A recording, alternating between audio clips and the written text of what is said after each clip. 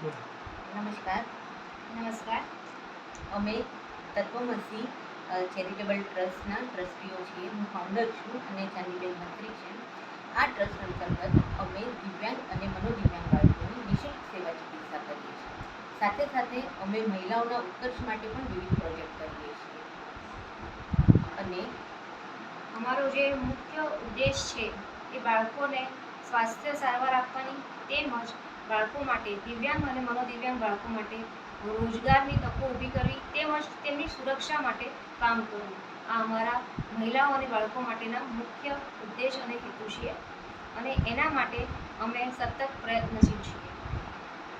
ચિકિત્સા કરતાં અમને એક વસ્તુ પણ સમજાઈ કે ફક્ત ચિકિત્સા આ બાળકો માટે જરૂરી નથી, સાથે સાથે એમનું પુનર્વસન પણ જરૂરી છે. પણ એની માટે થઈને સમાજથી એમનું સહસ્વીકૃતિકરણ પણ જરૂરી છે, અને એને લીધે અમે વિવિધ પ્રયત્નો કરીએ છીએ તાકી દિવ્યાંગ મનોદિવ્યાંગ બાળકોનું સહસ્વીકૃતિકરણ થાય અને સમાજમાં એ પ્રોપરલી એક સ્થાન પામે અને આત્મવિશ્વાસથી પોતાનું જીવન જીવી શકે.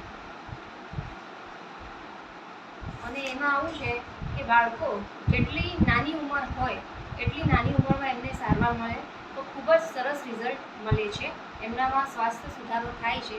તો એમનું બાળપણ આ જે છે એ ગોલ્ડન પીરિયડ છે, અને આ ગોલ્ડન પીરિયડ 12 વર્ષ સુધીનો હોય છે. તો 12 વર્ષ સુધીના બાળકોને અમે નિઃશુલ્ક ચિકિત્સા આપીએ છીએ. જેમની આર્થિક પરિસ્થિતિ નથી, જે પોતાની ફી ભરીને ટ્રીટમેન્ટ લઈ શકે નહીં, એવા બાળકો માટે તદ્દન ચિકિત્સા નિઃશુલ્ક છે. અને આ ચિકિત્સા ઘણો સમય માંગી લે છે, 1 વર્ષ 1.5 વર્ષ જેવો સમય લઈ લે છે. તો આ તદ્દન નિઃશુલ્ક છે. બધા બાળકો જેમને આ તકલીફ છે એ અહીંયા આવી શકે અને આ લાભ લઈ શકે. અમારું એવું માનવું છે કે જો એક સ્વસ્થ બાળક હોય તો આખું કુટુંબ જે છે એ સ્વસ્થ રહે છે, અને જો કુટુંબમાં કોઈ બીમાર કે લાચાર બાળક હોય તો આખું કુટુંબ આર્થિક રીતે, ઇમોશનલ રીતે, સામાજિક રીતે પડી બાંધે છે. મા બાપ સતત સ્ટ્રેસમાં જીવતા હોય છે, સમાજ એમને સ્વીકારી નથી શકતું, એટલે ઘણા બધા પ્રોબ્લેમ્સ આવી શકે છે. તો જો એક બાળક સ્વસ્થ બને તો આ બધા પ્રોબ્લેમ ધીરે ધીરે દૂર થઈ શકે છે. બીજી વાત એ છે મહત્વની કે આ દુનિયામાં સૌથી મોટું દુઃખ પોતાના બાળકને બીમાર અને લાચાર જોવું છે. આવા બાળકોના માતા પિતા મનથી તૂટી ગયેલા હોય છે. નો ડાઉટ એ પ્રયત્નો બહુ કરે છે, પણ જ્યારે પ્રયત્નોને રિઝલ્ટ નથી મળતું ત્યારે એ થાકી જાય છે.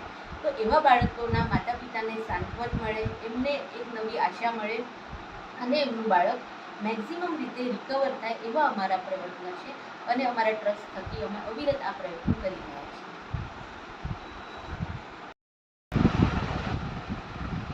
આજે આપણે તત્વમસી ચેરિટેબલ ટ્રસ્ટની મુલાકાતે આવ્યા છીએ. અહીં બાળકોને દિવ્યાંગ તેમજ મનોદિવ્યાંગ બાળકોની ચિકિત્સા સારી થાય છે. ઘણા રિઝલ્ટ પણ મળ્યા છે. છેલ્લા 6 વર્ષથી પોતાના સ્વખર્ચે સંસ્થા ચલાવે છે અને ખૂબ જ સારા નોંધપાત્ર રિઝલ્ટ મળ્યા છે.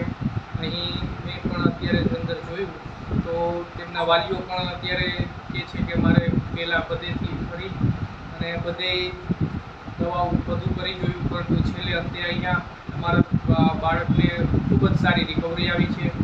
તો આ સંસ્થાને બને તેટલું આપણે વધુને વધુ આગળ લઈ જઈએ. રાજકોટની અંદર અત્યારે આ સંસ્થાની અને આવા સેવાભાવી સંસ્થાઓની ખૂબ જ તાકની જરૂરિયાત છે. અને આપણે પણ થોડુંક આપણે રાજકોટ આ લોકો મૂળ મુંબઈથી આવ્યા છે અને અહીં સેવા માટે જ આપણી રાજકોટવાસીઓની સેવા કરે છે.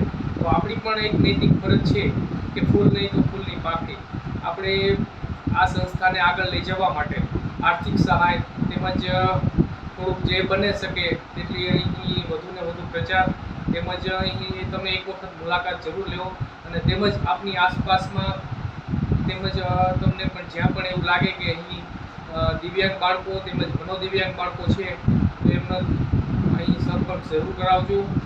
આ પંચાયત નગર 4B શેરી, આનંદ બંગલો મકાન છે, અને તેઓનો મોબાઈલ નંબર 9998508275 છે. આપ ગમે ત્યારે પણ અહીં કોન્ટેક કરી શકો છો અને આપના બાળકને ખૂબ જ સારી સારવાર મળશે. તેમજ અહીં મેં ગ્રુપ પણ જોયેલું છે, અહીં રિઝલ્ટ ખૂબ જ સારા મળે છે. એટલે આપને સૌને વિનંતી છે કે બને તેટલું તત્વમસી ચેરિટેબલ ટ્રસ્ટ રાજકોટને પૂર્ણ સહકાર આપવા નમ્ર અરજ.